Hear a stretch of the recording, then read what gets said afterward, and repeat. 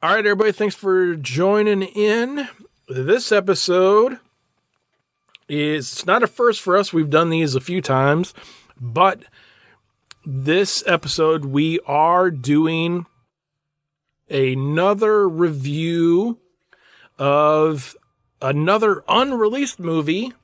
I wasn't able to find any dates of when this movie is coming out, whether it's going to be a theatrical release or a direct-to-video release. I didn't see anything anywhere in any of the literature that I was reading through about this particular movie. But we are doing another new movie this episode. So I think this counts towards our 2020 new movies that we reviewed in 2020. So another check on that box. But this is another movie that was sent to us via request to review. In this episode, we are talking about, I'm going to go ahead and assume it's going to be 2020. So I'm going to say 2020. 2020's Behind You.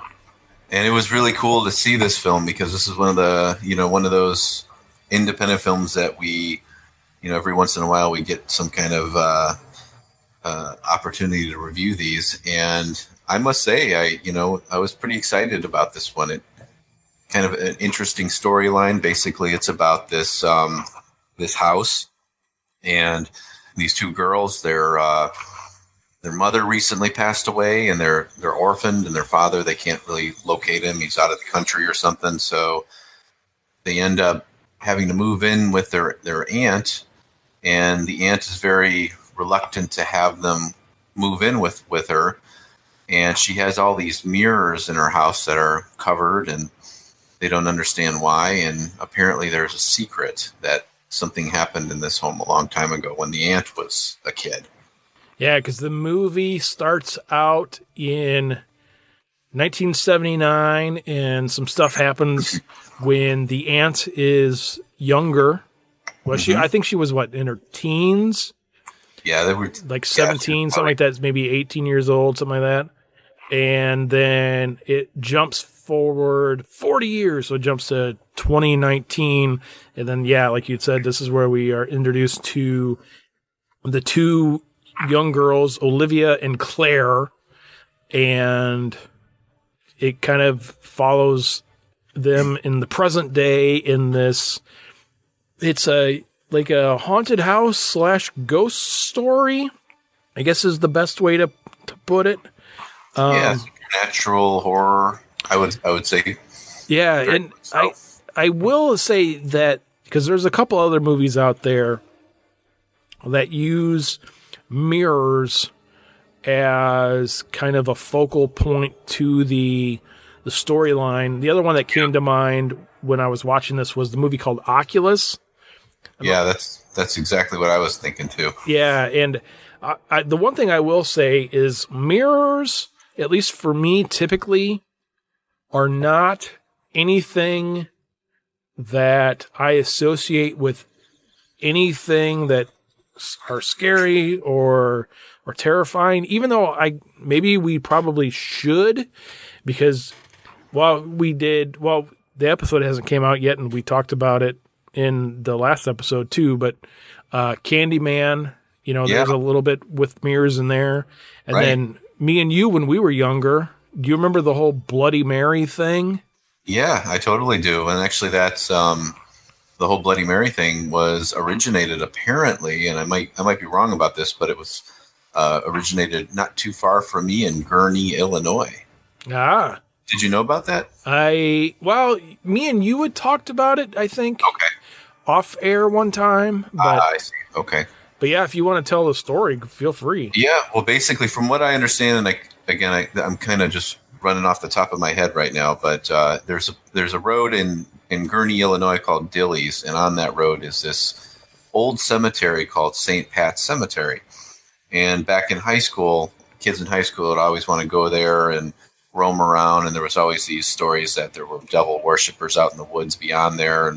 And anyhow, also, I guess if you follow some of the local ghost stories of the area, there was a I forget the last name. I think it was Mary Worth, but anyhow, it was this woman who lived in an old farmhouse on that road or nearby, and she, I guess, like as the legend has it, she was killing slaves in her basement or in her barn, and then they ended up finding out she was doing this, so they set her place on fire. And people claim to see her ghost like walking across this road. A bunch of truck drivers have claimed to have seen it, and apparently, like the legend goes, that somehow in that cemetery she is buried there, but nobody can find her tombstone because the tombstones are so old you can barely read what's etched in them. So yeah, so that's the story. So kind of, and then the whole thing with the mirror is like, the thing is you're supposed to look in a mirror and say Bloody Mary, I think like 3 times or something like that.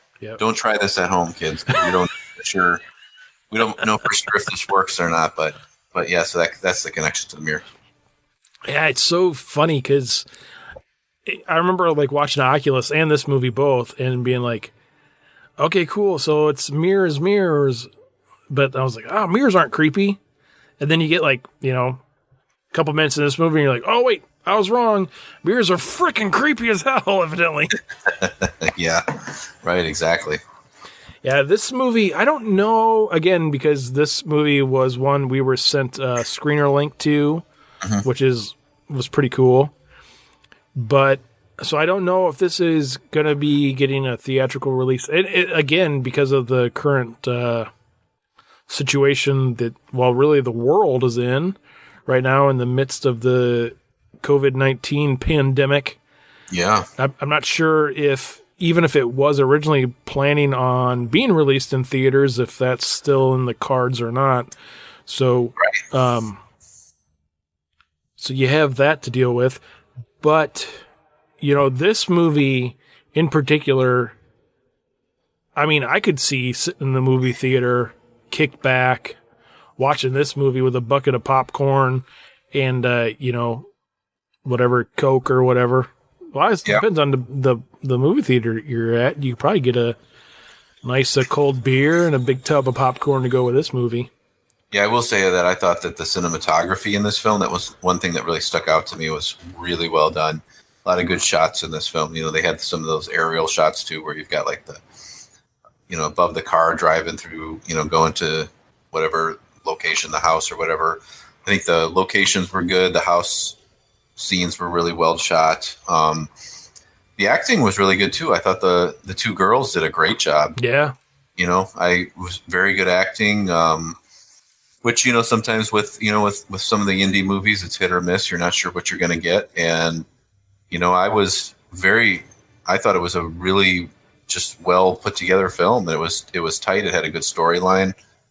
Apparently there's this demon and it's inside the mirror and it wants to get out and it wants to possess whoever is able to help it out of the mirror.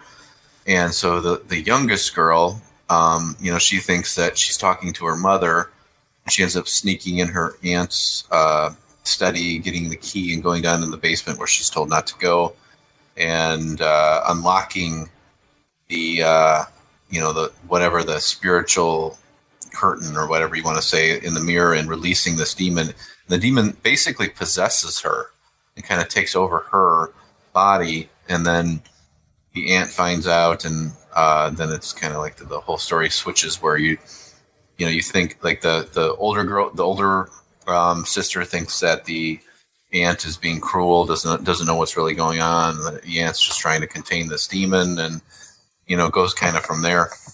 Yeah, the thing I will say too that I thought was really cool with the way that this was shot, and I'm assuming this was probably done intentionally, because like you had said too, you ended up with like this possession story as well. So you kind of ended up with a haunting ghost story, but also a possession story as well. So, a couple of different genres there going on. But the one thing I thought that was really cool that they did in this particular movie was you didn't really get a good look at the demon, really. I mean, you had some quick glances in mirrors and whatnot, but you never really got a good, clear shot of what was the evil spirit, if you will. Right. So, and I thought that was pretty effective. Oh yeah, it makes it more scary. I think when you have like this, kind of hidden character that you're not sure what it looks like. Look kind of like like a typical, like, it seemed like a lot of these supernatural films kind of go with the whole little girl demon look. I don't know, I never saw The Grudge, but when you see The Grudge, you see like this girl. I assume she's a little girl. Maybe it's adult. I don't know. Yeah, there wasn't too much in this movie. I'm trying to remember. Did I watch this on my phone? I think I did. Or no, I watched it on my laptop. But either way, yeah, it was one of these movies that, yeah, I did watch it on my laptop because I remember I watched it on my laptop, and before I started watching it, I had plugged my phone in like across the room. I've done that with a few movies that I've watched like on my laptop, or even if I'm watching something on the TV. I really have to start getting into the habit of putting my phone down, but away from me, because, well, for one thing, it helps you kind of stay focused on what you're watching. But with this particular movie, I think if I would have had my phone right next to me, I don't think I would have picked it up at all because, the story kept me focused on it enough to where, I didn't have any desire to pick up my phone to check whatever, let me check my email real quick while this is going on, or I can get a real quick game of this in while, they're sitting there talking about whatever, Right. But you find yourself doing, a lot, especially if you're watching something you've seen 100 times, or, it's something first time you've seen it, but it's boring in parts or kind of stupid, or like, I don't want to watch this.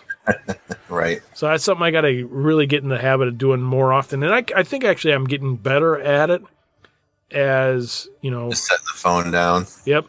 Yeah. Set it down and away from me too. Right. While you're watching the movie. Absolutely. Yep. Go old school. Think about when we were kids, when we were renting those VHS films from, the mom and pop video stores. There was no distraction. It was like we just focused completely on the movie. Yep. This movie in particular was, I have to say, man, it was, when you get some of these screeners, and, we've had some experience in the past where we've gotten some stinkers, you always kind of like, oh, cool, yeah, let's do that. Yeah. And then you kind of looking at some of the stuff and you're like, I don't know, this doesn't really sound all that original, or this and that. And, like, well, yeah, what the heck, I'll give it a shot. This was one of those movies, the way I thought of it was, this was something that popped up on like Netflix recommends for you, like watch this next kind of a thing, or whatever, right. Prime, sure. Or whatever. And then, or even one of those movies that, somebody, oh, hey, Mark said I have to watch this movie. I'm going to watch it. Yeah, no, absolutely. So at the end of the day, I'm going to go ahead and give this one a thumbs up because I did enjoy it. And I know it's like with a new film, especially a film like this where it's, kind of, not a big studio production or whatnot. You never know what you're going to get. And like you and I said, we've watched a few in the past and we weren't always too pleased with them. And they were, but this one, I thought it was a well scripted, well written movie. Not the most original film, there's, like you've mentioned a few other films that are similar to it. And it wasn't something that, like I guess going back to original, it wasn't the most original film, but I did enjoy it. So I'm just going to go ahead and give it a thumbs up. Yeah, I'll say the same thing. I wasn't sure what to expect going into it. I know in some of the communications that me and you had received about it, it kind of was name dropping a little bit here and there. And, there wasn't anybody in this movie necessarily that, at least for us, that I was like, oh, I got to watch that because so-and-so is in it. But there was some familiar credits with some of the people that were in this movie. It's like, oh, hey, cool, this person was in that, or this person was in that. Yeah, we give it a shot. Why not? I mean, what's the worst that's going to happen is, Right. you know, we don't like it and we move on. But man, I was the same as you. I thoroughly enjoyed it.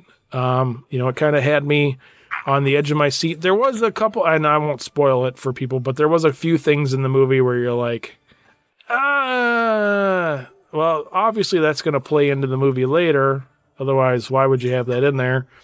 But, you know, overall, I was like, you know, this was a pretty good movie, and I'm glad I watched it. I wish I could tell you guys where to find it, how to find it, but I think you just have to kind of hold tight for a little bit. Maybe we could keep them updated too, if like, you know, if anybody's curious about it as we find out more information about where it's there available. you go. You can contact us on Messenger, right? Facebook Messenger. Yep. Yeah, but yeah, I give it a thumbs up. Mark gives it a thumbs up. Yeah, when it comes widely available, check it out. Yeah, there you go.